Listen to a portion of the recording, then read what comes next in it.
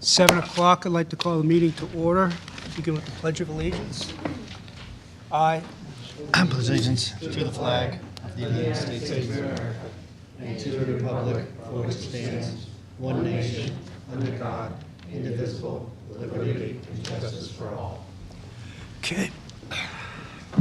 Just for the record, it's Wednesday, April 18th, and the Finance Committee does have a quorum this evening. We don't have a recording secretary. I think as we'll begin this evening with a presentation from the Planning Department. We've already voted on their budget, but they're going to just present a little bit about the department, their scope of work, responsibilities, so we can get a better understanding of what they do. Okay.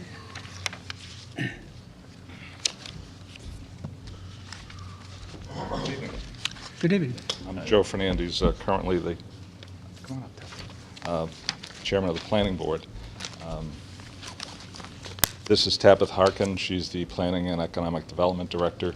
And I just wanted to touch on what I understand to be the budget that Mike presented and the budget that we requested, explain why we felt there ought to be a difference, and take it from there. The basic difference is that we were looking for an additional part-time person, roughly $18,700.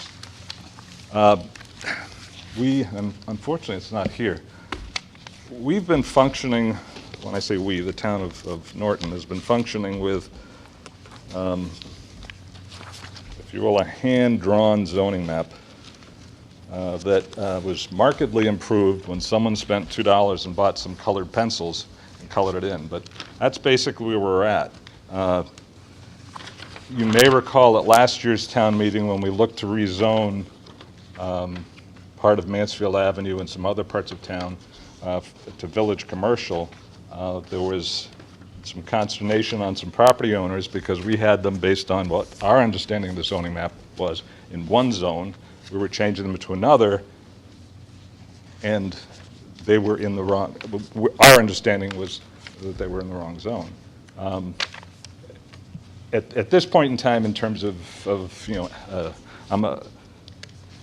I'll be the first to admit I'm an analog guy in a digital world, but I do understand that GPS is available. The assessors are looking to buy in terms of a license from their assessing firm that would enable us to digitize the assessor's map, fold that into GPS. Sorry? GIS, Geographic I'm sorry, Information. GPS. I told you I was analog. But in any case, so this is an opportunity to take what is potentially available through the assessor's office, fold that into a planning map, and obviously with a new building inspector and the needs of the town in terms of wanting to know not only our zoning, but where our infrastructure is vis-a-vis water pipe, sewer pipe, whatever other assets we're looking to map. This is an opportunity to do that. Tabitha is, certainly more comfortable than perhaps past staff people were, and this, between the freeing up of her time and hopefully the ability of whomever we'd hire in terms of their skills, this is an opportunity to take advantage of what the assessors hope to do in terms of GIS, in terms of assessors' plots. So that is the bare minimum of the request. Additionally, as you know, we have hopefully a large-scale commercial industrial development on Leonard Street that'll be coming to fruition in the next year or two, and that'll require some additional staff time. And that's the 50-cent explanation for roughly $18,000. It's trying to seize an opportunity that is long overdue. I think the town does have to have tools a little more advanced than colored pencils. That's a very brief synopsis. Tabitha can give you much more detail, but that's the reason for the request. And there's roughly $1,700 in in additional expenses, $1,750. And this was a bit shocking. The planning board budget in terms of expenses is about at the level it was in 1978. Obviously, things have changed, if for no other reason than cost. But with a full-time professional staff person, $3,900 doesn't go very far. We are, as of April 3rd, a number of our line items are negative. Again, with $3,900, that's not particularly surprising. But when Tabitha put it in perspective that we're about the same place we were in 1978, was it? Paul, Not counting for inflation. not counting for inflation, but I felt a little guilty because I was sitting in your seat in 1978, probably cutting that budget back then, and to see that it's at the same level, it's a little eye-opening. So that's a overall view as to the request. Tabitha can give you more detail, and I'll defer to her. I need a few copies, maybe pass them around. What you have in your hands is just a summary, really, of what Joe described to you, and that is a department that is in need. And at this time, I am a staff of one because I don't have an admin. My admin position is empty at this time. The admin is actually a cross between the ZBA secretary and an admin. So that's an 18-hour position that does both ZBA secretarial duties and administrative duties to the Planning and Economic Development Department, of which many things have changed over the years, as you know, GIS being one of them, modernization in general, building codes have changed, state requirements have changed. We have grant-funded programs. I have gained for the town $83,000 in grant money this year, and I think the return on investment is quite large there. So I'm asking you to help fund our program and to help it run smoother. And the proposal in front of you asks for a zoning coordinator position, and that would be a part-time, non-union clerical position that would just do a little bit more than secretarial duties. It would help coordinate the zoning ZBA and help their efficiencies, and our town have a housing production plan, have a guide for the future, and to think about the future instead of doing stopgap responses, reactive planning. So with that, I'll take any questions you might have. Aaron? Hi. Can you break it down for me, maybe in a little more detail, about what kind of problems you ran into with the rezoning along Mansfield Ave, and how you had, and what happened there? How did you have to handle that? So I came in about a year and a few months ago. So there was a round one where they tried to rezone, and I believe it failed a town meeting. And then I came in and we rezoned, not to say that it was due to me, it wasn't, but town meeting, it got approved. So we had to do a lot of noticing related to that with any zoning change. When you're changing a map versus just a zoning bylaw article, you're changing land. So you have to stake out the edges of it. You have to notify people a little bit more widely than you would have to notify them for a regular bylaw change. And I believe there was some pushback on that. In putting it in terms of financial, putting it in terms of my budget, that is advertising money. So whenever we have a bylaw change or zoning change, and many times I just get them thrown at me from all departments in the town, I want a new bylaw on storage containers, or let's have a bylaw on Airbnbs, or a bylaw on chickens, which we are doing. These are good things to do. However, advertising for them comes out of my budget, and the zoning maps that we create come out of my budget. Was there? And Mike has a little. And just to answer, I think where you were going. Where I'm trying to and get at is- what Joe was talking about with the GIS, we had people that were upset because the assessors said their property was zoned one way, and according to the maps, it was zoned a different way. Norton's very unique in that most towns, if you have a zoning district, a residential 3 zoning district, it'll say, there'll be a written description, almost like in a deed description of the zoning district. So residential 3 runs from the center line of Reservoir Street, 350 feet west to a point, then runs 6,000 feet to a point, and there's a description. And so it makes, but we don't have any description Yeah, of our. I think what Mike's getting at is we don't have the modernization of our databases to be talking to each other. So we have this online map that you can find a zone on, and the zone is incorrect. So people come in and they go, why am I zoned this? And it's like, it's incorrect. So we need to get that. And once we get this digitized map created, then. Easier thing to do to show you. This is our zoning map, albeit this one is in colored in pencil. This is the area that we were looking to rezone, right here. Now, you tell me whose property is where. I mean, we can use as a guideline the branch off a reservoir, but that's been rebuilt over the years. So these folks right along here, they were arguing they weren't already in the commercial zone, and we were looking to change them to village commercial. Part of it also was that the assessor's office had parcels zoned one way when in fact they were zoned another. So making a zoning determination is, Dimensional references to this, so in many cases, there will be, in terms of zoning zoning designations, a distance of X number of feet this particular zone starts. So basically, this is woefully inadequate in terms of, if you're right there in the middle of it, not an issue. But if you're on the border of an arbitrary line such as this, are you in one zone or the other? And that's what we're hoping to. Joe. So it lacks the accuracy. Right, well, the accuracy and the Precision. specificity. I've had some questions over here, so.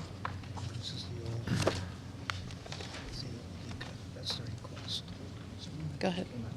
Yeah, I'm sorry, Amy. So Tabitha, what happens if someone thinks that they're in one zone and the assessor's map says they're in a different zone and the zoning map says, like, if they all disagree and they want to build something, like, how does that impact the landowner? That could get held up in court. And it's a zoning determination that the zoning enforcement officer, being the building commissioner, needs to make, and that's on his shoulders, and that's a difficult job for him to do. And so he's on my side with the assessor as well, the director of assessing, Denise. All of us, including Mike, we all want to see this GIS digitization happen, because this database will help our town in so many ways. Every time we get one of these requests for information, it's potentially a lawsuit. So there isn't an overruling document. The map is the zoning map superseding is document. the final However- determinant, but you have to be able to interpret that. It's And hand-drawn. As I pointed out, where is that line as it relates to real-world property lines? Sure, because on the map, you could argue it's right down the middle of a parcel of land. Right. And if you go, so the state has all these online layers, so they're all, it's like a layer cake. We have our utilities layer, our water layer, our footprints and all of that. And so in order to have our information as part of that, we can have it all housed here. It just makes sense to be working towards that model. Question? Nope. Got a couple questions. First thing is this in addition to the budget that you've already submitted? It's in addition to what was approved. Approved. Okay. So, is any of this work, could any of this work be done by, say, student volunteers? Sure, and I've been looking into getting an intern. However, without an admin, I am overburdened already, and training an intern or having the time to package something for an intern is something that just hasn't been in my bandwidth, honestly. Have you created a job description? For all of the positions I have, yes, including internship, The one you want to request? yes. It's in that packet that. Is it? Yes, in the packet. I think it's a zoning coordinator. Not the one I just gave you, but I guess maybe you got one before.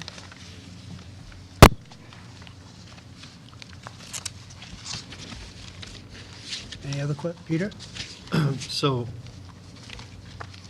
how much more are we talking about? I'm confused about the amount. $18,700 in terms of salaries, and expenses, $1,750. 1750. Was that 18,900? 18,792. 18,792, yeah. 18,792. You want a total? Just to review, that 18,792, is that for That's for the zoning coordinator position. zoning coordinator position? Okay. And then we would keep the ZBA secretary, well, the ZBA secretary would kind of go under that, and then the clerk would be the other position, existing position. And 1,700 more in expenses is what you... Correct. Mike? No, the GIS, is that hardware or software? That's software, but there's hardware involved with that too. So we have talked to Mike about a workstation for GIS and CAD that would include a computer, 2 monitors, because generally you need 2 because it's a map-based software, a plotter, which is a large-scale printer, and then field tablets as well, because they're recommended to be able to gather data. And that's not included in all this, or it is? This is not included in this budget. This would be something that we're talking about getting either a tech grant for in the future, or we've talked about an earmark, potentially. And the new potential position, would that also be involved in applying for grants and things like that? Yes, so the position, as I outlined it, it would be to coordinate the zoning, it would help with grants management, it would help with some planning assistance, so it would be a little bit more than a secretary. Okay, thank you. Well, you mentioned 83,000 in grants this year? Yes, sir. What would they fall under? What was the grant? We got a grant from MassDOT for Complete Streets to work on that program, and then we also got a grant from the state EEA for a village center visioning plan, and then we got a small tech grant for some laptops and screens, these screens. That was a joint with other departments, though. Oh, They were able to use that? okay. Aaron? What sort of help would you say that your department's in right now in terms of being able to use time to be proactive in searching out business? And Not as much as I would like. I wish I had more time. There's a lot of networking events, and there are economic development events like that. There are things where we could be reaching out to businesses and having them come here. I mean, ethically, of course, within all the reasonable accommodations. But I would like to do more in terms of economic development, and I think if I was to be fully staffed, that would really help. would this be a position you'd look to keep? How long do you think it would take to finish the digitization and the GIS of the map? Well, the map, we're actually working with SERPED to, SERPED is the regional planning agency. They do a lot of technical assistance for us. They're finishing up a first draft of that digitization. That should be done any day now, actually. And then once I have that, we're moving this along in the background, even without the money, essentially.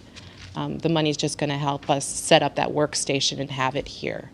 So we're working towards creating that map for the town regardless. It's just going to be a lot quicker to get it once we all have everything in-house. Because once we have the whole station in-house, we can print off maps for you anytime you need them. Like if this meeting said, well, we want to look at sidewalks in town or where we need street, not that you would need that, but for example, we could just print off a map like that. But even with the SERPED map, there's still this disconnect between the assessors. Currently, as I understand it, the assessors are no longer coding in the zone because of some of the complications that came up.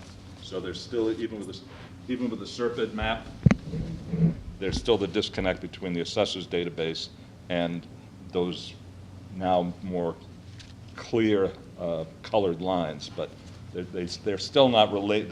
They're not tied into actual parcels.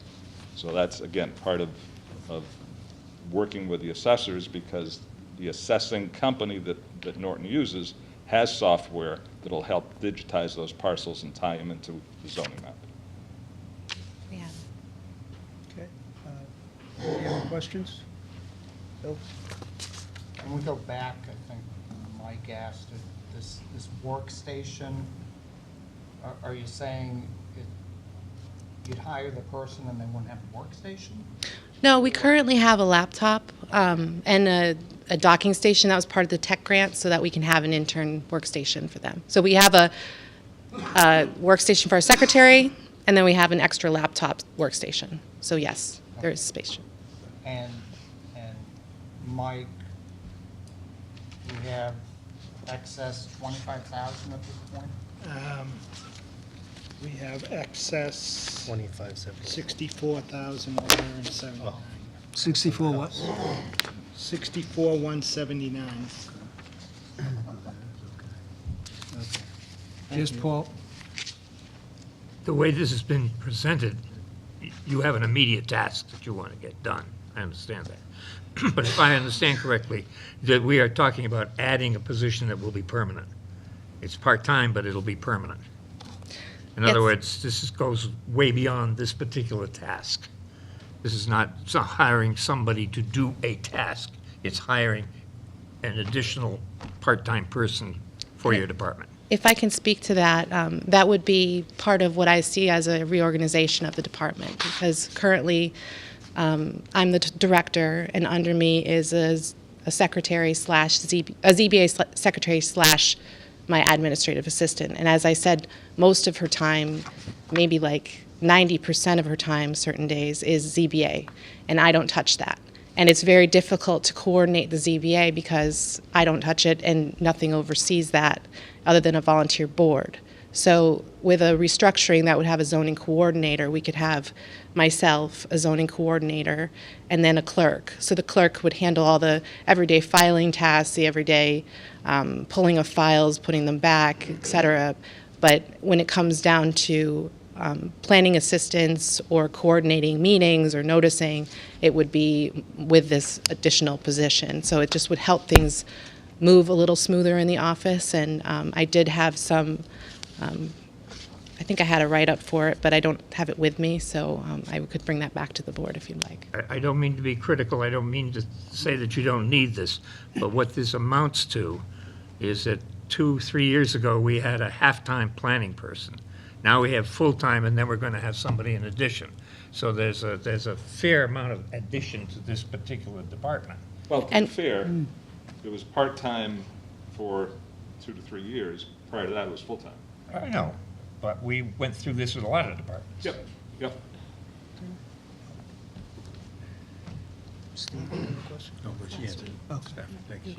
Walter? What are our options in general when a department comes to us like this, with a request like this? Do we have choices to Well, respond? We can reconsider. We can reconsider the request. Well, okay, but I mean specifically, what are our funding choices? I heard you asked about free cash. What are $64,000. others to call upon, to other responses to call upon when things like this happen? So not this particular case, but just in general. Yep. No, this would be from raise and appropriate. We still have $64,000 remaining. But it will be at a permanent addition. Going into another fiscal year, we would expect to see it there. Right. If I can, not that I know anything about, I'm not very good with money myself. Actually, I shouldn't say that because I do the budgets here, and I'm great with money. But this is also the Economic Development Department now, so that's only a few years old. And we have a gift account that's like has $700 in it that I don't ever touch. It's supposed to be economic development that has been there, not been there throughout the years. So I just want to offer that information if it means anything. Peter? So Walter. what was our town manager's recommendation? The town manager's recommendation was Was what we voted on? Yes. yeah, we voted 90,000. Okay. The 90. It's what we voted on, he hasn't changed. Yes, we voted on it. Wait, no, I the thought, Did he change Mike, his? you wanted to move forward with this additional funding, right? Oh, okay. That's why I was asking. Are you supporting that? I would support it, You would yes. support it. Because I know you were saying that this is in the future. Well, we have a lot to do. We have to we haven't done a master plan in how many years? 80s? Since 1990. We need to do a new master plan. We need to redo our zoning. Our zoning book is way out of date.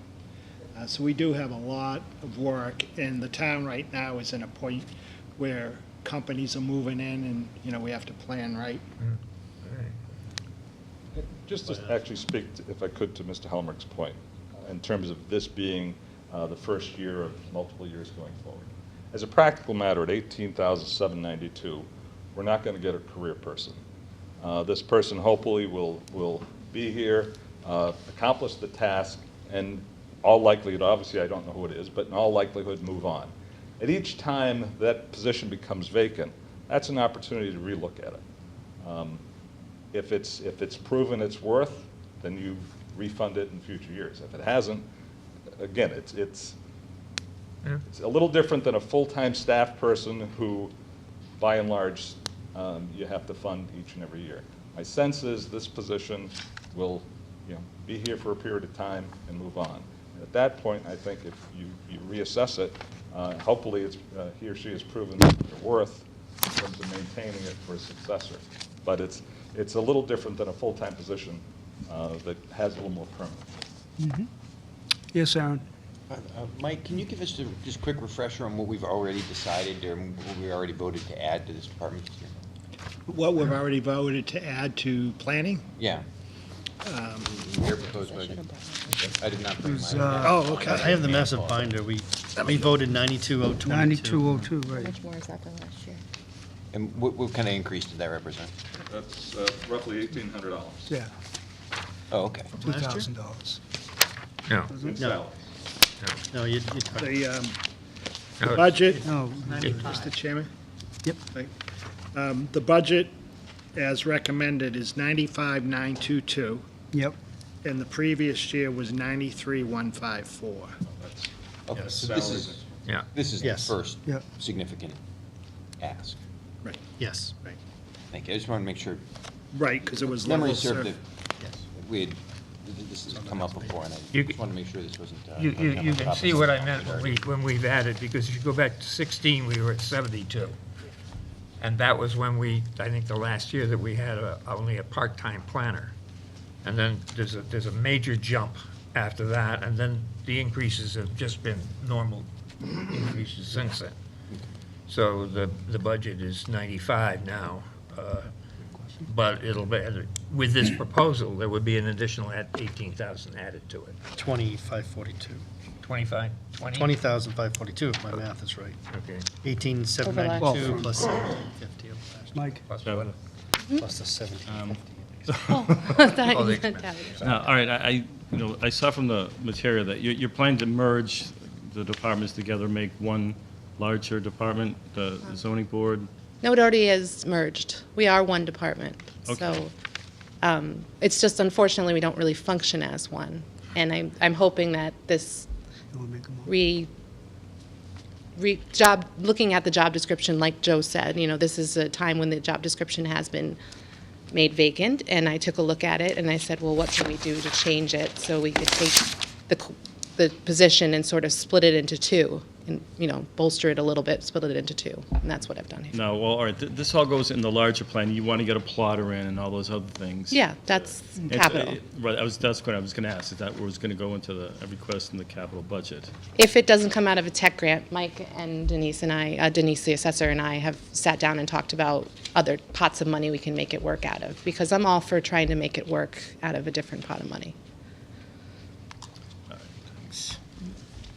want some pots of money. Okay. Could I just get a Yes. clarification? I know you're talking about the 18,792, but Joe mentioned something else on the expense side. What was Yeah, that? 1750. 1750. 1750. Comes out to, What was that The other? differences? What was the other item? It's what is the total? You just, 20,000. I had the total of 2542. The 18,792 was the salary and the 1,750 of expenses. Right. The additional, and this is additional So money, we right? have repairs, advertising. We put 1,000 into engineering, remember? Right. The advertising, I think what you have in terms of an approval is at 700, we've requested 1,000. Right now, that number, I believe, is negative in terms of balance. We also put That's it, $44 as of August, as of April 3rd. there's $1,000 put into engineering, which is a 53G account that we haven't been funding. It's been zero for quite a few years. And that would allow us to have a consultant to come off, if we're doing a master plan or the current Village Center Vision Plan, for example, if we need some more consultant services, then we could take it out of that. We haven't had any money to take it out of so far. The printing goes from 550 to our request of 700. Right. And that it goes for large format printing. And those are I'm sorry, I don't have them side by side, I just have them on separate sheets. I think that covers So it. it's basically the 1,000 in engineering as opposed to zero, an increase of 300 in advertising, and things like supplies. So the advertising total is how much? The advertising request is 1,000 as opposed to the 700. 700.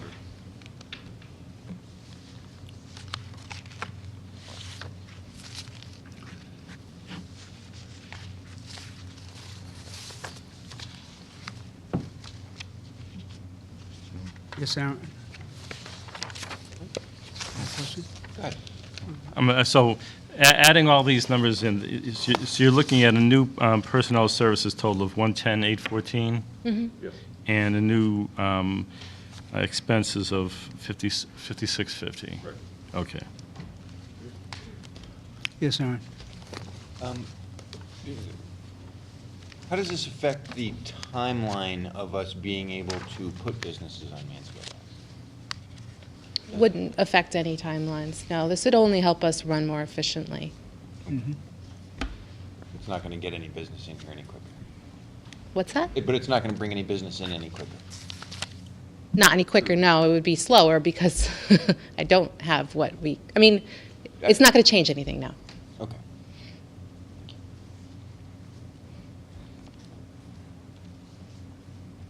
Any final questions, comments? Just to. Yes, Mike? What Mike was just saying, so the expense would be 5,200, 52? right? 5650. What are we talking about? 1,000 I'm sorry. 1,000 in engineering, and then you're adding 300 to, I can give you the Advertising. exact differences.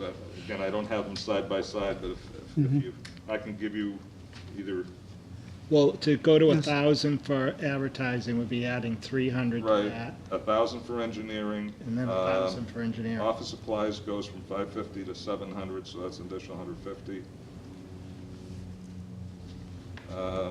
Repair of office Mileage. equipment. And car allowance goes from, Well, now we're talking about something we're really adding here. well, again, Yeah, I was just looking at the total, Mike, I can break it down. But the total difference in expenses goes from 3,900 to 5,650. Those were the slots to which it was designated. Yeah. Yes, Mike? I mean, I can see going on with the proposal, but, like town manager was saying, we don't have to get into the mileage portion of things right now. Let's like take baby steps rather than getting it all together. I was just explaining where we're different. Okay. So having just, all right, what it would be 5,200 then, what you're saying? Okay.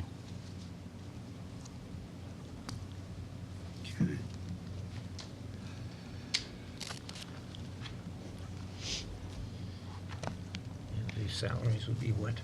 110,814. 110,814, I believe. 110? 110,814. 110,814. Expenses, Four. yeah, no, 110,814. 814. Just, well, everyone's adding things up. Could you talk about economic development in your position and how do you grow that? And I look at it's as a revenue producer. your Sure. job. I think economic development has changed over the years. I think in the past, we saw it as industrial development, and we had an IDC, an Industrial Development Corporation, committee, rather, that looked to attract industrial warehousing type of buildings to our area, and they were very successful, and I think we've seen the results of that. Economic development in the modern age is kind of being led by the millennials and the way they want to live. So we're seeing that they want to live in these dense, walkable, node kind of neighborhoods that have everything they could need at their fingertips, and so they can use their phones to do everything to smart cities. So you're seeing some trends towards that. So economic development is really about creating the holistic environment that would encourage businesses to locate within your town or city. So it's saying we're the kind of town that wants people to grow here, and so it's not just one thing, it's multiple things, and it's creating a network, creating connections between them. So a lot of economic development happens behind the scenes, with myself and with Mike and with Bob Kimball over here and with other folks who have conversations with major land developers and with lenders and make those connections happen behind the scenes. And so really building that and getting out there and networking is a large part of it. We belong to a Chamber of Commerce? Correct, we do. The Tri-Towns Chamber of Commerce. Okay. Got an event coming up in May, Yeah, the, I forget what they call it. their but- Economic Development Forum. Yeah. Okay. Great, thanks. I could tell you later, Peter, I don't have the date in my head right now. In May. Okay.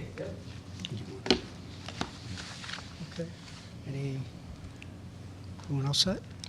Mr. Chairman, Yes, I ma'am? move we reconsider Department 175 Planning. Okay. Second.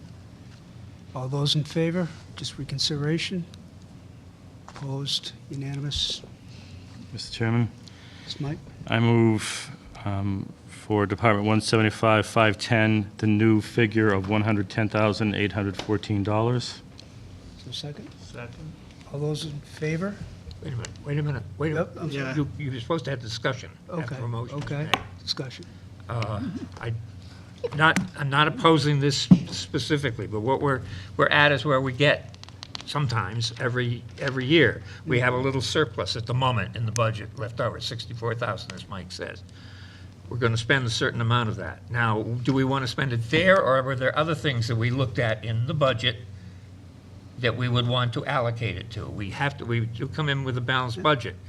I'm just saying we have to look at this in a broader, bigger picture of whether this takes priority over all the other things that we wanted to do. For example, the one that sticks in my craw is that we actually cut the animal officer in terms of the total amount that was there, because we couldn't do this and I don't know, but it amounted to a cut. $8,000. And now, we could do this and still have money left to do that, which I was planning to propose in our reconsideration. But I'm just saying, think about all of the various other departments and requests that we had and needs that are had. If this is the appropriate place to do it, fine. But this is what we've got at the moment. Mike, you don't have any hidden surprises for us, do you? I just have one reconsideration in conservation to add 2,000, but All right, but that would still, with the 64, that would still leave us room to do what I'm thinking of, at least. Okay, if this makes sense to me, and I think in the long run, with the growth of the town, we probably do need this. I'm just saying that when you look, we're now at this stage where we've got a little discretionary stuff after voting our first round, our preliminary round. We shouldn't just say, well, here, these people come and they need it, we'll give it to them.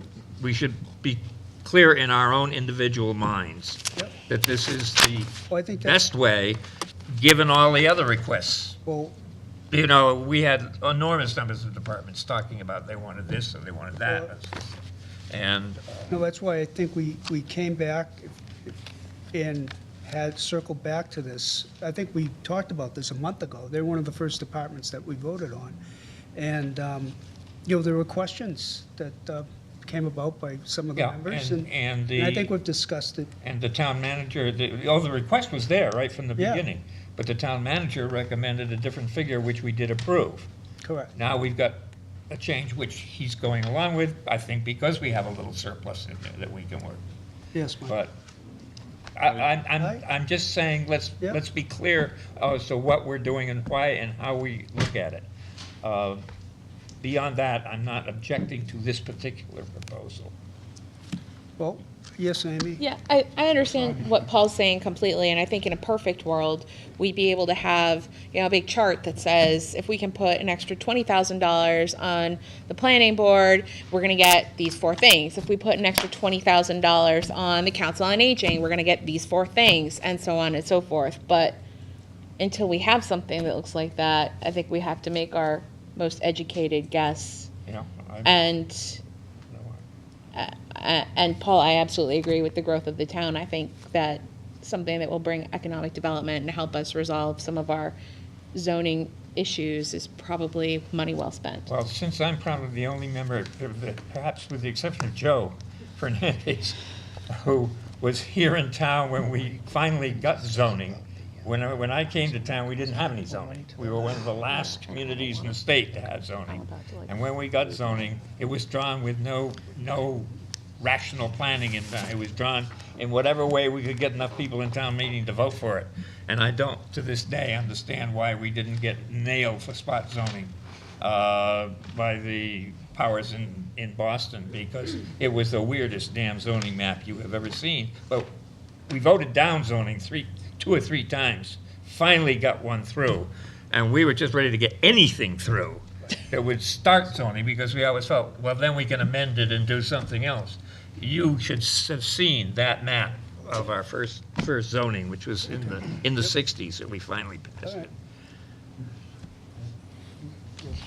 I still have it. And I'm just saying, this is somewhat a continuation of this. Some of these problems go right back to that. Well, as someone who was born in 1978, I don't like the idea that we're still using technology from 1978. It scares me a little. Yes. Since, I don't think we voted on all budgets first, I don't think we should really vote this one again. Because I think we're still missing one, being communications. Communications Department. So if we haven't done all of them once, Well, I'm thinking we should hold off. Mike? Yeah, I mean, I think looking at everything in total is better. I mean, we really haven't even thought about reconsidering any of the budgets other than yours first. And as you just heard, everybody would like to have their budget reconsidered. But we have 64,000 right now. If this is voted tonight, I'm not saying it should or it shouldn't be right now, but that would still give us $40,000. But just because we have it doesn't mean we have to spend it either. So that's another consideration. And even though I did make the motion to reconsider, right now I'm reconsidering that.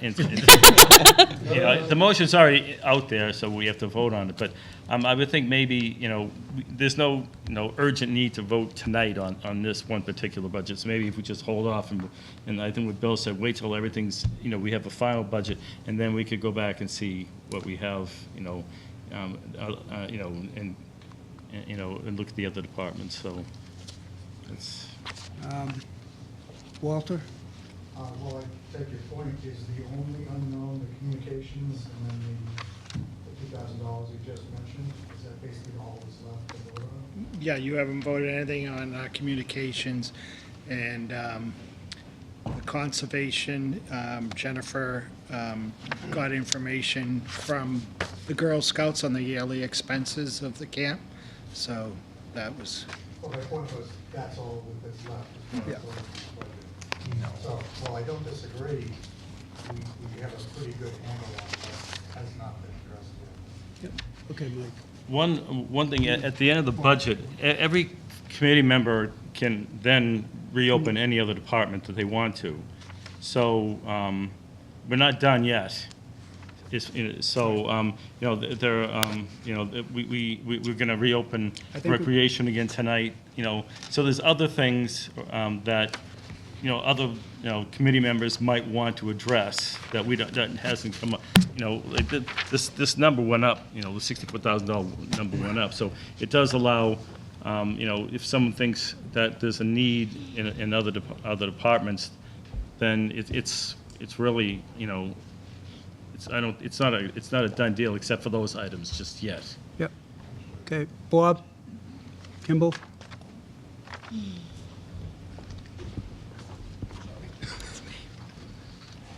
A question was asked at the last meeting about the school resource officer.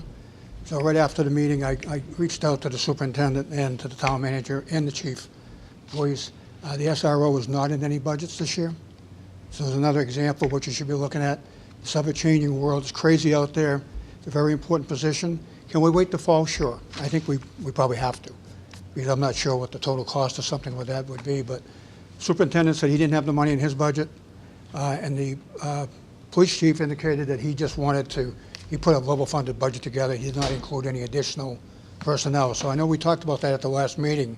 I just want to make you aware that that is not in any of these budgets. Okay.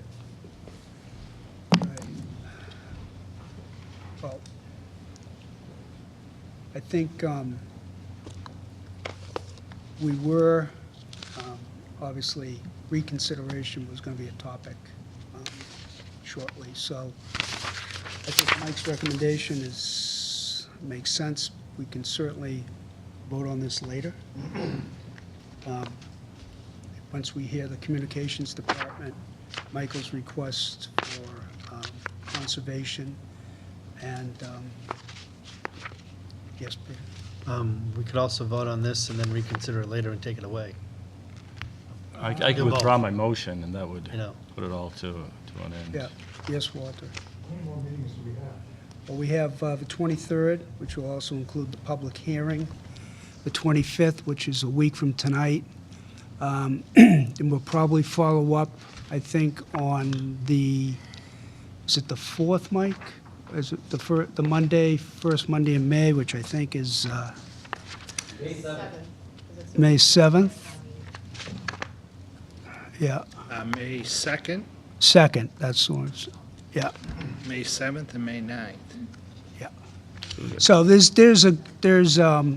5 or 6 meetings that we could conduct business before the annual. But I think we've got to keep on a schedule as well. We got quite a bit of work. We have to review some articles, and so I think we should wrap up the budget pretty quickly. I'm not saying that, we have to do it tonight or anything, but maybe you think about it. And Amy? I mean, if we have one department left, Yep. I don't see the harm in reconsidering this now and then moving on to one more Okay. department. Yep. The motion's out there. Yep. We've already talked about it extensively, so. Yep, okay. All right, with that then, The motion is for 18, is for, right here. the motion is for 110, 814. Yep. Actually, we have to vote now. Discussions, we just take a vote. Okay. All those in favor This is for the 110, for the right? 110? 110. 110. Right, for personal services? Yes, We Peter? need- So we took a vote to consider, like, who made the motion? I did. Mike and Bill Mike, second. Bill seconded. That was to reconsider, so we're reconsidering now, we gotta. now we Well, gotta- I just moved 110, 814. Oh, you just did the moving? Okay. Yeah, thank so you. now we're going to vote to see. I'm taking notes and I'm. Oh, yeah, I understand. Doing a good job, Peter. Take the note. Okay. Okay. All those in favor? Opposed? One. Two opposed? Mike? Opposed. Two. Two opposed. Two opposed. Okay. All right, into the expenses. Mr. Chairman, Yes. I move the amount of $5,200 for Department 175, 570. Okay. All those in favor? Discussion opposed? Two opposed? I moved it, so I have to. Is that a different two? Yep, three. I think it's a different. Two. Two. Two Two opposed. different, you were opposed to the second one? Thank you.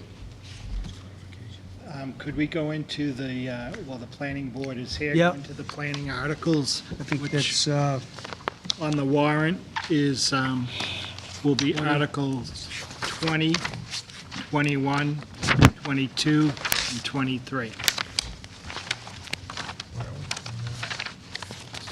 We're now in For annual town meeting, not special town meeting? annual, the annual town meeting. annual. Annual. Warrant. Warrant. Again, Kim, get There's- some page numbers. Again, really. Just a Sharpie before it all goes through the book. We can share. Yeah. We're all very friendly.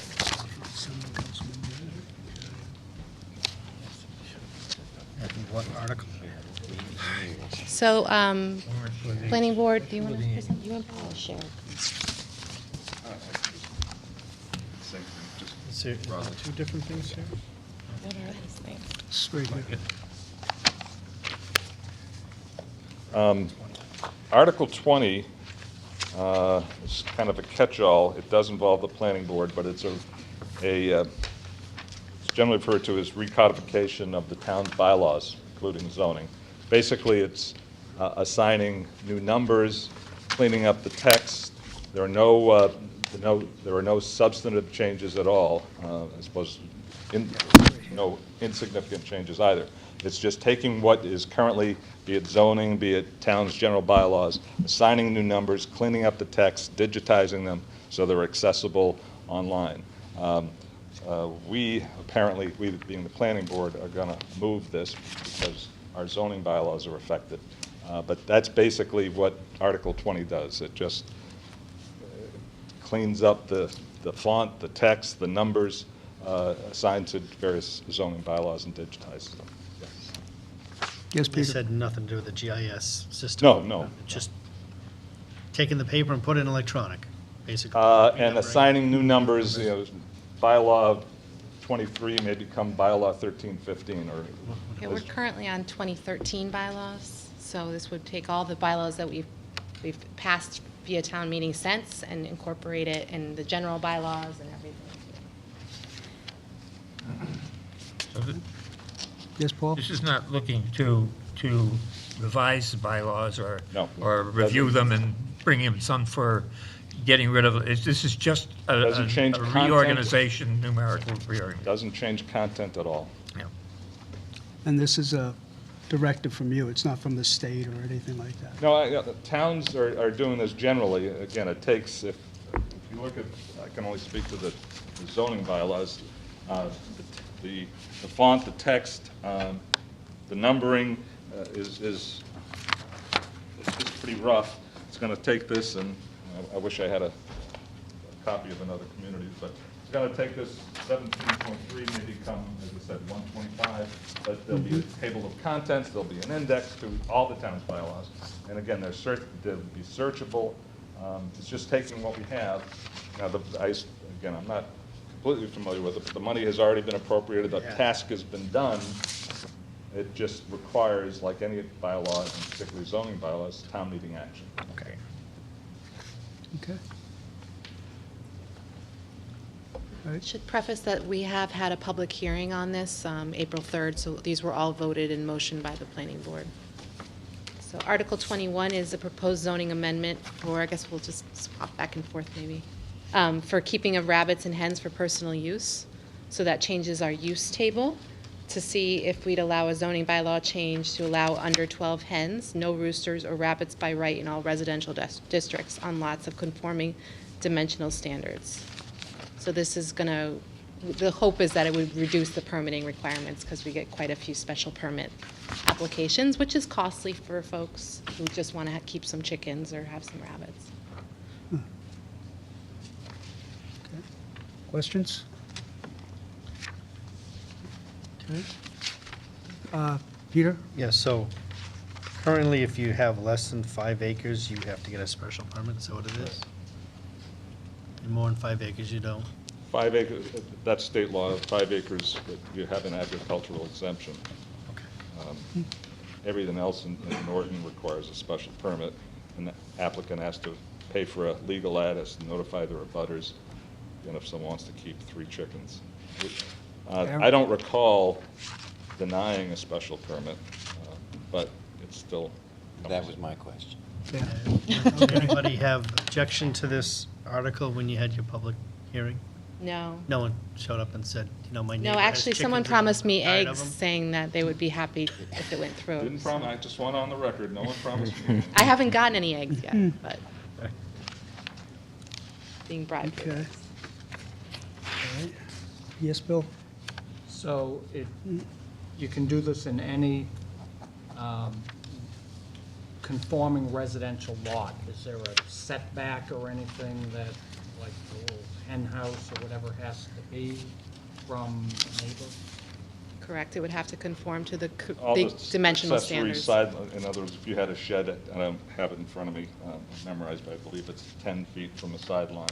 So a chicken coop would have to conform to those same accessory sideline and setback. Thank you. Okay. So would this just prevent you from having to spend time giving special permits? Is that basically the goal, that they're very common at this point to have this type of pet and this amount or under this amount? So there's really not a necessity to have a special permit? Right, I'd I mean, say. it's probably saves us time, but more importantly for the applicant, if you're gonna spend, $100 for a legal ad, notifying the butters, attending 1 or 2 special permit hearings. Peter? Helps everyone. Cumbersome. So one other question, what prompted this article? I mean, did you just notice that it's a need we ought to change, or like, did someone It come was a forward need and we ought to said- change. It was one of those things where the planning board was taking it up as a discussion item almost every year, saying, we do a lot of these, can we change Okay. the zoning? So Okay. it happened. Bill?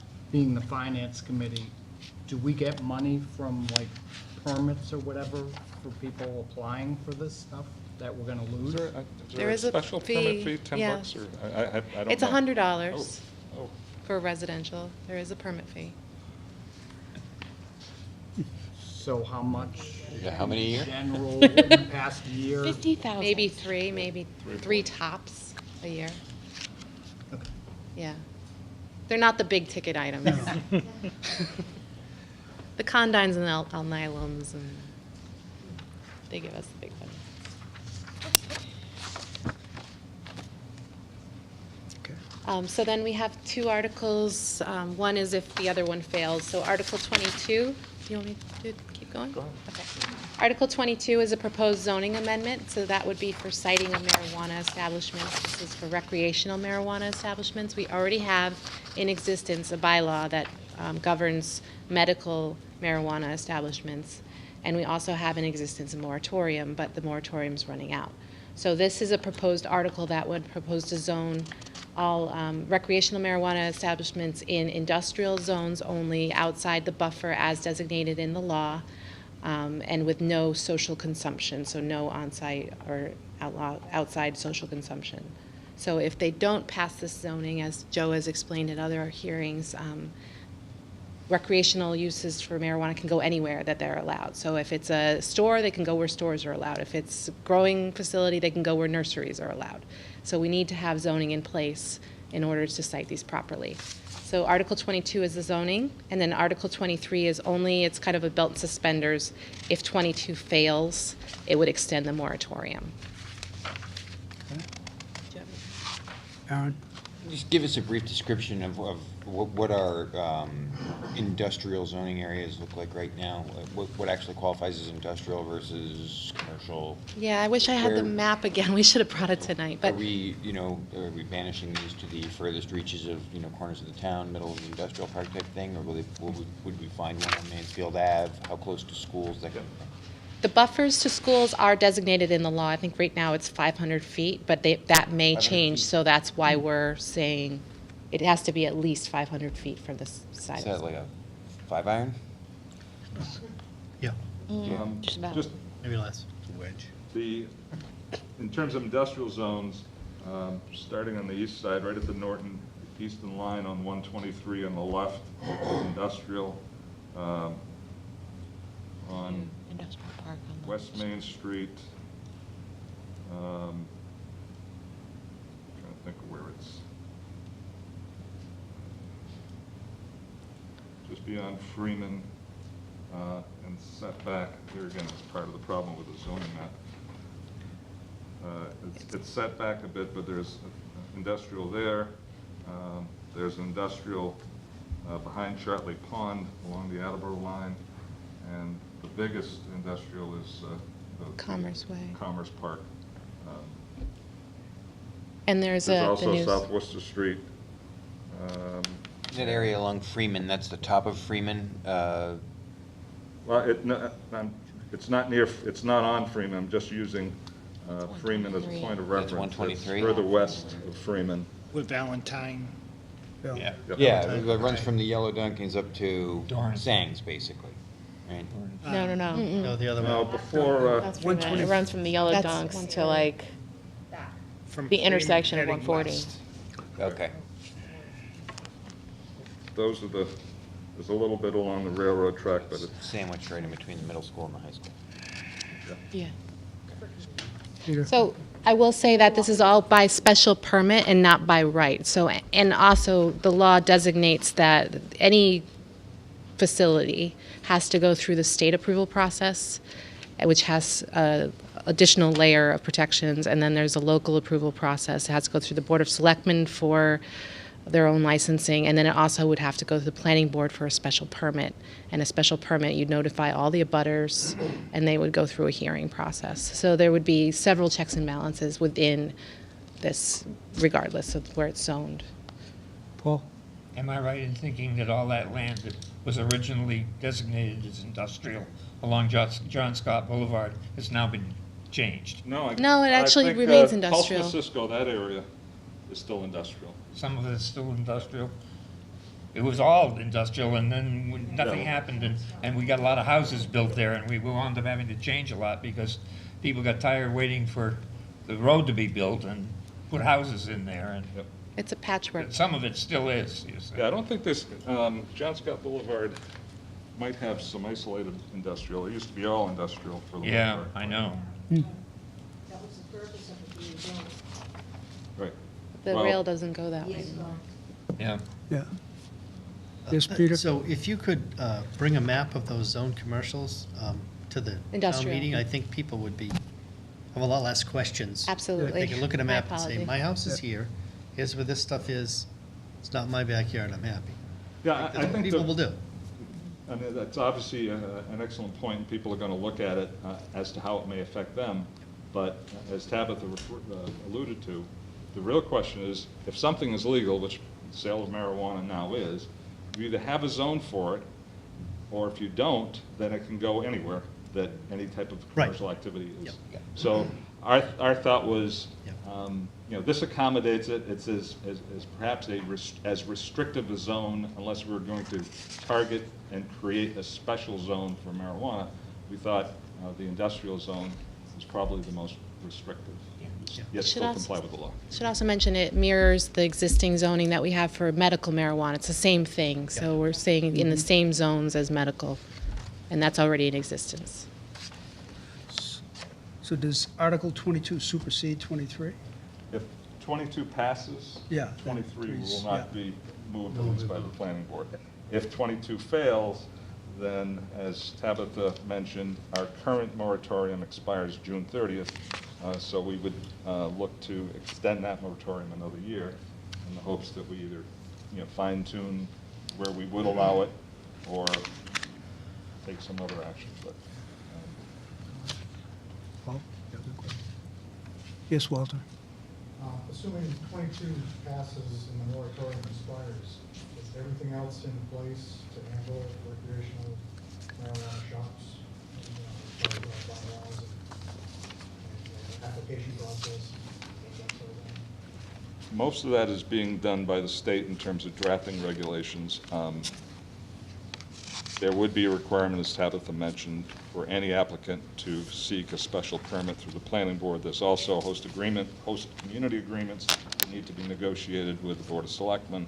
And to be candid, this is somewhat of a moving target. The regulations are being drafted by the Cannabis Control Commission almost as we speak. They've done a lot of it, but there's still others that need to be added to, and the whole social consumption is another.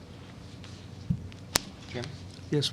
Are you putting together your own set of guidelines so that you have something in black and white in the town of Norton, so that as each individual applicant comes to you, you can make your decision based on a set of concrete written guidelines, whereas the state law may be 500 feet for a school, for example?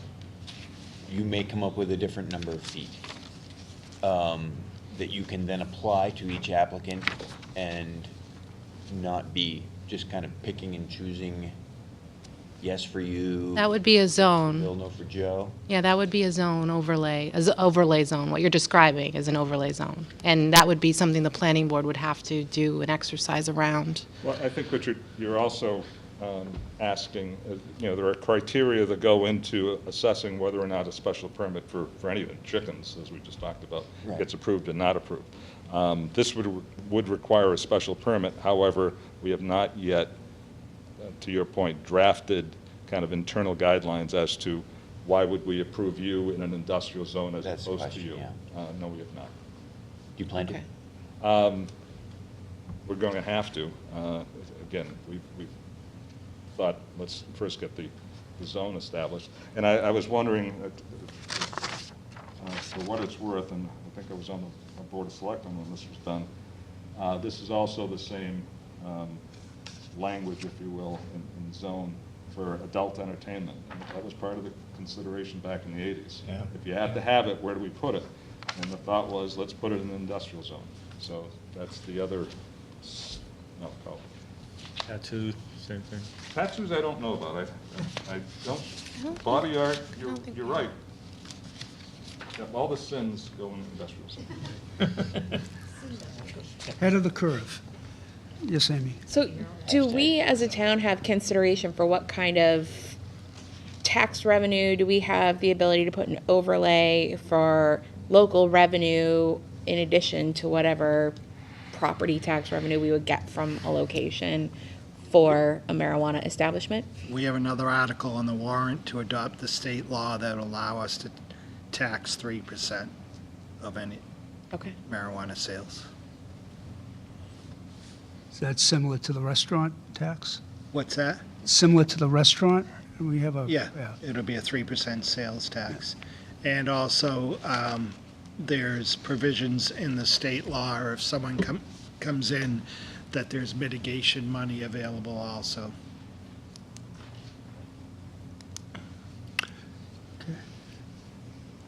Any other comments? Bob? Kimball? I guess we'd add, this is as clear as our water is today, as far as what our responsibilities are. And, we give out common vicular license, we give out licenses, package store licenses, all these different variations. We have no directive as to how that's all going to be handled. We're waiting for the state to get off their duffers and figure out how they're going to do all this stuff. In the meantime, all we can do is put some kind of articles in place that, yes, we have to adopt state regulations, but at some point, the planning board can go back and adopt, regulations, local regulations they want to deal with, but we don't know.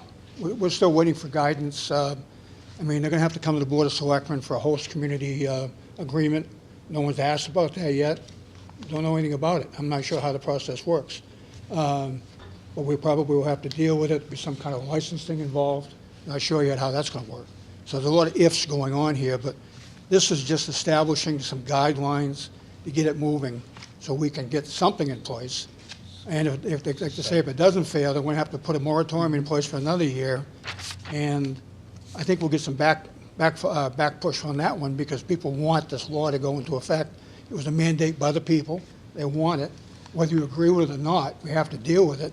And I think this is a great opportunity to put something in place and then deal with the rest of the regulations as we move along and figure it out ourselves. Bob, the state, I thought the state did their laws already. I thought they were due by like April 1st. No, I think they're still working on it. They've presented the final, I think, but there's still a lot of tying up of loose ends that's happening right now. There's some They haven't votes. even hired all their staff, the Cannabis Control Commission, so. There's a few more votes to be happening too, before all that becomes policy.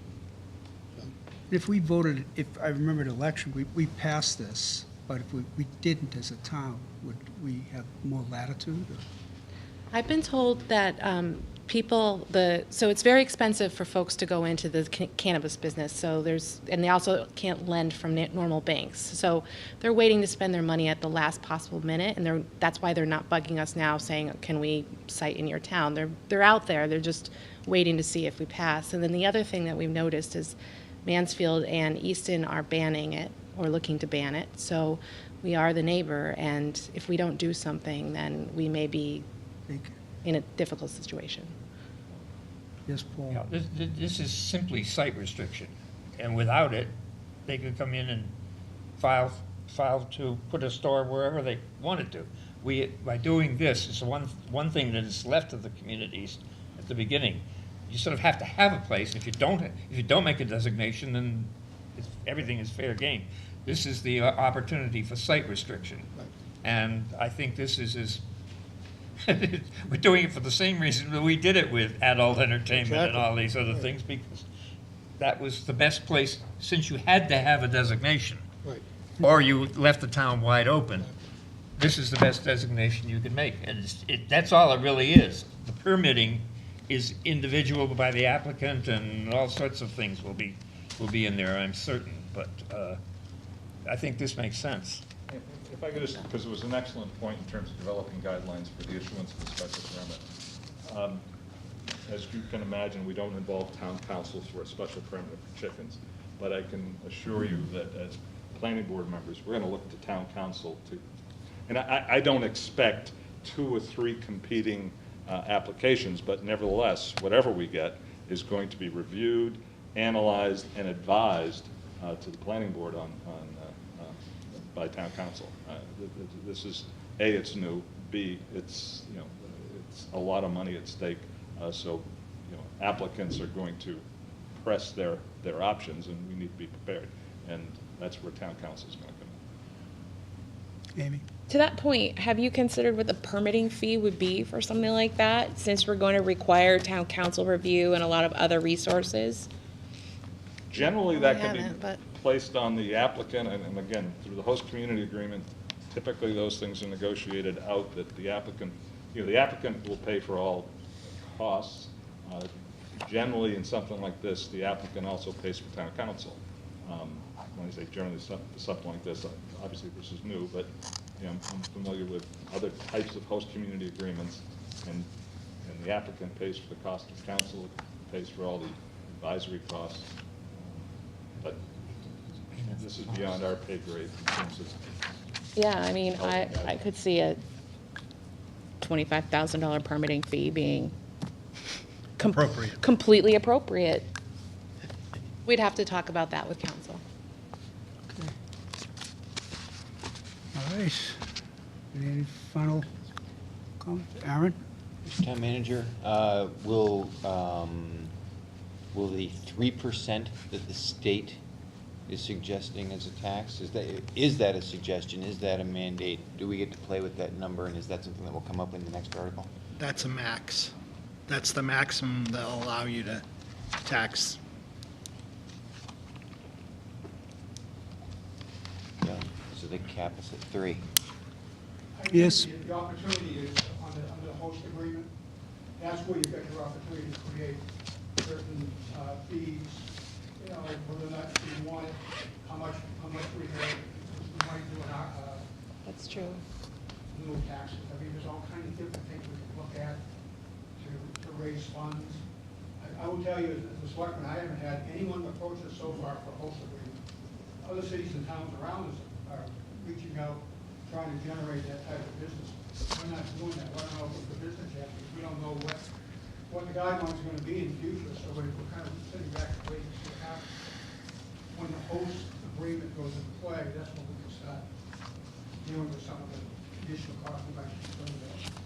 Yeah, what Bob's describing, that would be through the Board of Selectmen, the host agreement, which allows you to negotiate a whole bunch of terms, and then the special permit would be through the planning board. That would be us, which would allow us to determine conditions on the construction. So fees, other types of negotiations with the town could happen through that agreement.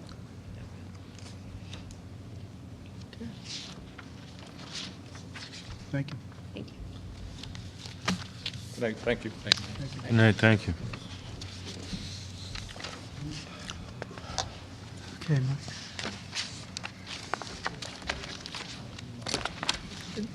Voting on that? I don't think a motion is made. Ready? Did you, You want communications? Yep. So we don't need to vote to recommend these?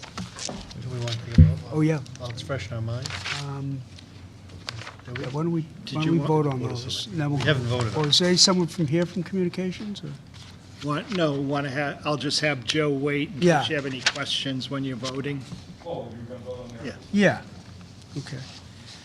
All right, I guess we'll start Article Mr. Chairman? 20. Yes. The Board of Selectmen, Yes. did the Board of Selectmen vote on these already? Mike, did the board selectmen vote on this? They haven't. They have not. They have not. Do you want- Yeah, We usually are on the Yeah. regular warrant articles. Yeah, okay. Yeah. Why don't we proceed? Mr. Chairman, Yes, Mike. I move to recommend Article 20. Second. All those discussions, all those in favor? I'm sorry, we got through discussions and right into, can I get back to discussions? Article 20, we're going to bring it up as a vote. Okay. Instead of, we're going to go tonight since Joe is here, if there's any other further questions. My apologies, I thought we were Discussion. still on 22 there. All right? Thank you. Okay, so I think all those in favor? Opposed? Discussions? Passes. Mr. Chairman, Yep. I vote we recommend Article 21. Is there a second? Second. All those in favor? Opposed? Motion passes. Mr. Chairman, Yes, Mike? move to recommend Article 22. Any discussion? Please? Yeah. So, just to put this all in a nutshell real quick, all we're doing here is we're accepting a zoning bylaw that says all recreational marijuana sales places are going to go in industrial areas. And then any further specification of that will be handled through the town zoning board and special permits. Is that correct, Joe? Just for summary? Subject also to a host community agreement, licensing requirements both at the state and the local level, but from strictly a zoning perspective, you're right. We've restricted the areas in Norton within which marijuana facilities are located, and once someone applies to that location, they have to go through the special permit, both the building and the operation. And everything else would be primarily through the board. Thank you. Follow-up questions? Discussions? All those in favor? Opposed? Unanimous, Peter? Mr. Chairman, Yes. I move to recommend Article 23. Second. Discussion? Article 23? Yes. What? Is that a conditional recommendation in the event that 22 fails? Yes. Well, Well, No, we no, recommend wait. the article. If you don't move it, then We'll move the no one gets to article. vote on it. We have to We To don't vote actually on it. move the article. We have to have it voted on. Our recommendation will only be pertinent if Right. the original fail, if 22 fails. This is a backup. Like a guideline or whatever, but if you could mention that it's conditioned on 22 failing, so that people aren't confused. Yeah. we'll bring that up. Well, In it your, won't be moved. in your recommendations that go Yeah. out, it should say, in your recommendation, in the event that Article 22 fails, Yeah, Finance Committee recommends Article 22. any further discussion? All those in favor of Article 23? Opposed, unanimous. Okay. Thank you, Joe. It's Mike, Communications? What's that? Communications? Communications, sure. You had asked, I reviewed communications with you previously, and you wanted to see a breakdown of the SEMREC $51,000 assessment, and I have that in your packets tonight. In FY19, there's a assessment from the district to all four towns, $204,000. So it's $51,000 to each town. And that'll cover the cost for the treasurer, legal services, benefits, salary, deputy director's benefits, and the financial management software. And then expenses such as postage, office supplies, miscellaneous equipment, phone, vehicle, insurance.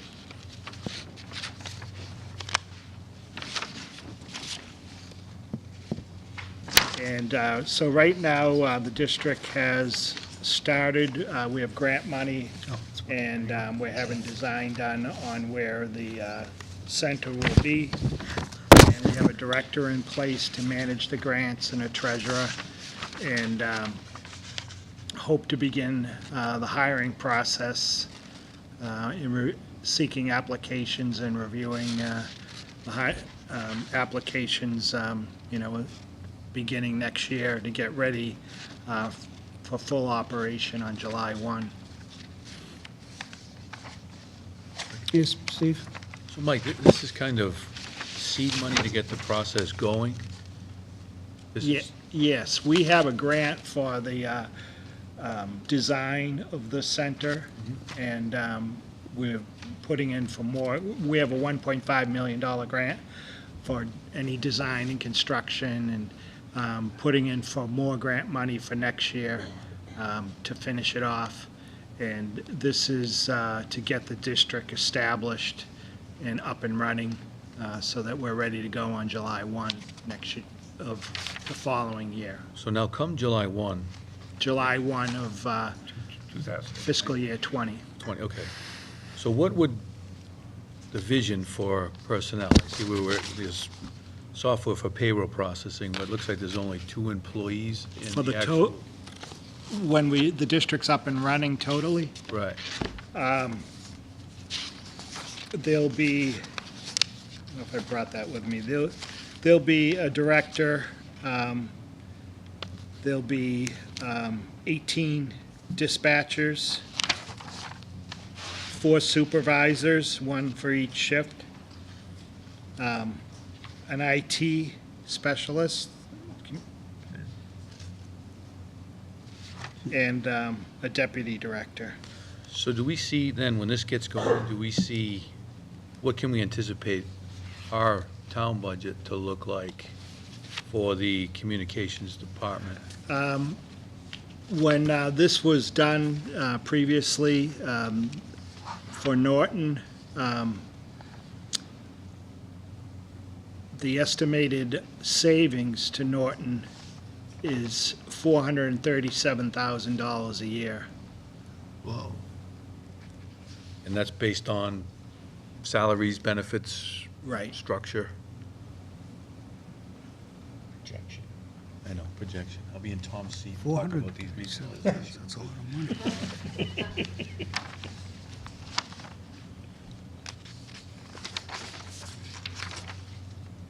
Is this where some of our present employees could move over? They could. It'll be a new hiring process. No one's guaranteed. everyone, all 4 towns can apply. And, they're gonna take the best that are out there. Steve? Is it always going to be locked into these 4 towns, or is there opportunity for others to join if? There are other towns already that have been contacting us if it gets up and running that may come along. That has happened in other areas once they get established. Thanks. Amy? Is the intent to continue for the assessments to be based on dividing it evenly among the towns? Or once the services are up and running, will it be broken out by usage or population? A study was done, and all the towns basically have the same amount of call volume. We have the college, Easton has the college, Foxborough obviously has the stadium, but that's kind of, they set up their own center over there during stadium events. Mansfield has the Xfinity Center, so all the studies showed that virtually all 4 towns have the exact same amount of call volume, so that's why it was decided in the agreement to split it evenly 4 ways. Aaron, I had his hand up first. You mentioned that there may be other towns coming on board as well, though. What if some of them are some heavy hitters in terms of 911 calls? Does that become do they enter into that agreement that's already been made, or do you reassess it? It would have to be reset and based on the size of the town, obviously. So that's a flexible thing going forward. It's an agreement that you guys got, okay, this all makes sense for now, but if, unnamed, local neighbor who's just larger than everybody else comes in, they're not. Yeah, we'd have to look at who it was and whether it's something we want to take on, and then what we'd charge them. Okay, great. Peter? So, quick question with all these numbers. So, the 51 each came from all the additions of all the other stuff you had. You had all those together, it comes out to about 51 each. Yeah. And the 204, that's everybody all together, right? Correct. That's all those numbers added. Yeah. And then there's a grant to get it running. And where do we get the 400,000 from? Savings? Is that our number minus 51, or is it some other number? No, that's when the estimated cost of yearly operation each year. Yep. Based on what our communications budget is now and equipment and. So the 51 we're being assessed this year, it's going to change. Right. When it's up and running. Oh, yeah. It's going to be more. It will be more. Okay. Yeah. Okay. Presumably less than we now spend. Right. 400,000 less. Presumably.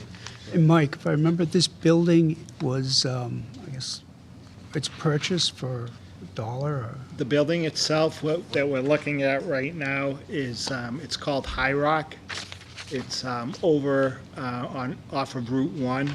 It was an AT&T facility, and they're selling it to us for $10.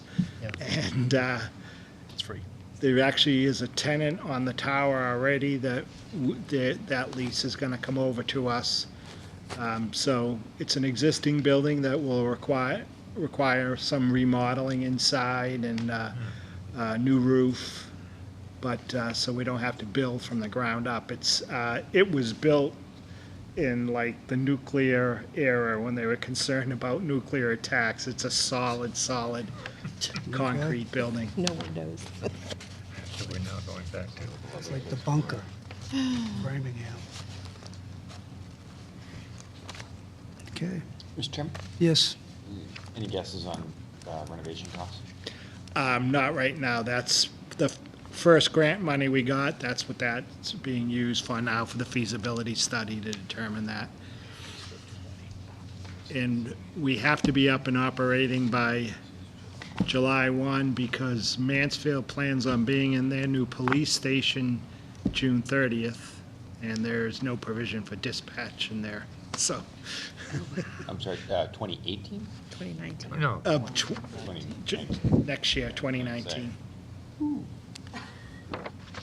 it's not this coming July 1st. Right, it's July following 2019. 1st, which is fiscal 20, I think. Skip it. Any other questions? Here. Chairman, Yes, Mike? I move $575,032 for Department 290510, Communication Center Personnel Services. Is there a second? Second. Any discussion? Discussion? Oh, all those in favor? Yeah, 290. Opposed? 10-0? Is that?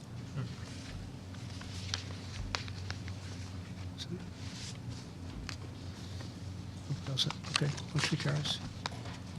Motion carries. We voted. I think I voted that. Yeah, I just want to make sure. It's unanimous. Yep. Mr. Chairman, Yes, Mike? I move $51,000 for Department 290560, Communication Center Assessment. Is there a second? Any discussion? Further discussion? All those in favor? Opposed? Unanimous. Mr. Chairman, Yes, Mike? I move $139,125 for Department 290570, Communication Center Charges and Expenditures. Is there a second? Second. Further discussion? All those in favor? Opposed? Motion passes. Unanimous.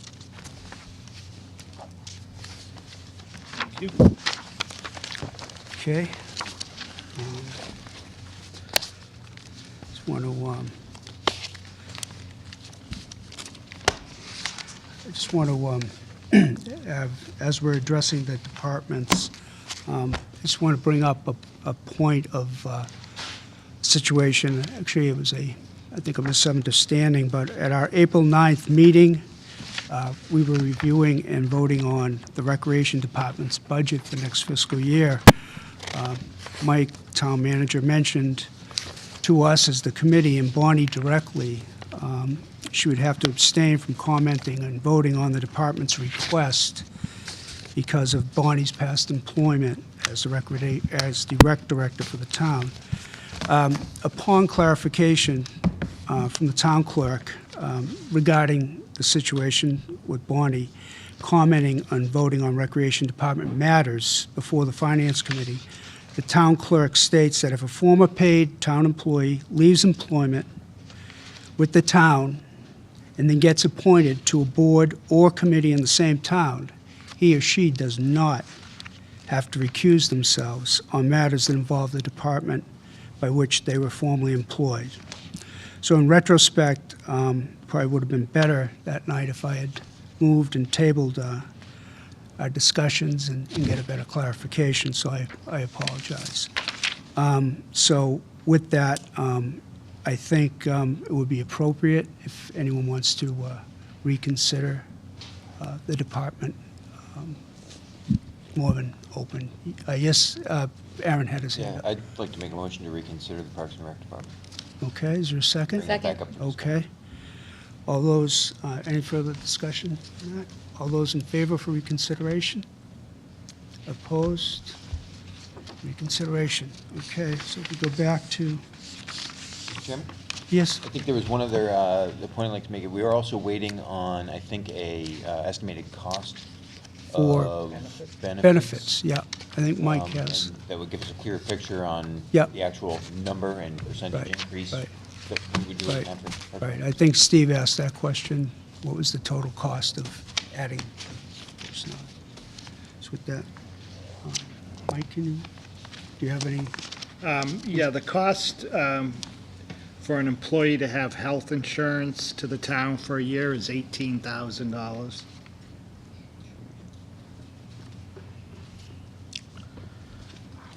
Okay.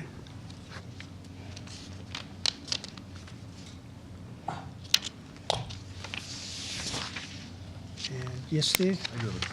Mike, when somebody goes up above that 20 hours, does that automatically make them eligible to join a union? Under Massachusetts general law, anybody that works 20 hours or more is eligible for health insurance, whether they're in a union or not. That's health insurance, but what about union? So No, they wouldn't be part of a union? it doesn't have to be, no. Okay. But they are able to be? What's that? They're able to be? They're able to join the union at that point? They're able to join the union. My proposal will probably be to put this under the wage and salary plan. So we have that flexibility? Yes. Okay. Sure, if you, could you come up and just Step up and say your name, that way I can. state put the your notes. name and, for the My name record? is Rosemary Dolan. I'm one of the original members of the Recreation Commission back before you were born. I'm still so young. Not Paul, though. 1976. Wow. 1976 is when we started the Recreation Commission. And they were always a salary position in the beginning, and they were not union. They were not union. So, but recreation is growing in the town, and I'm an associate member now, and we are having meetings every other week. The programs are growing. We're increasing the amount of people who are involved in the programs. And we started a couple of years ago from nothing, and we have a very good committee and a good director. And she's well worth the 25 hours, and she really needs the 25 hours because the amount of time that she's putting in to this program is more than 25 hours.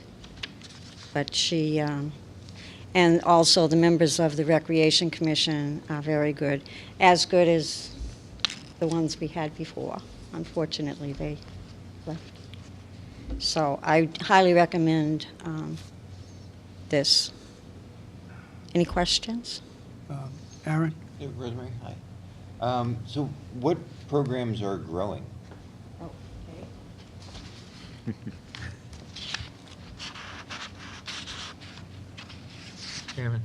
Yes. Well, she's getting that. Yes, Paul. Just a commentary. For years, we had a full-time recreation person. That got lost in the recession. Yeah, rubbish, So this is, rubbish and recreation were eliminated and, from the town budget. That's a combination, huh? and now Yeah. we're beginning, it's the same thing as with planning and some other Yeah. things. We're now slowly moving it back, but it was full-time for the previous decade of us. Okay. All right, thanks, Paul. Well, we're growing the program. In March, we have the Snowflake Social. We have a memorial game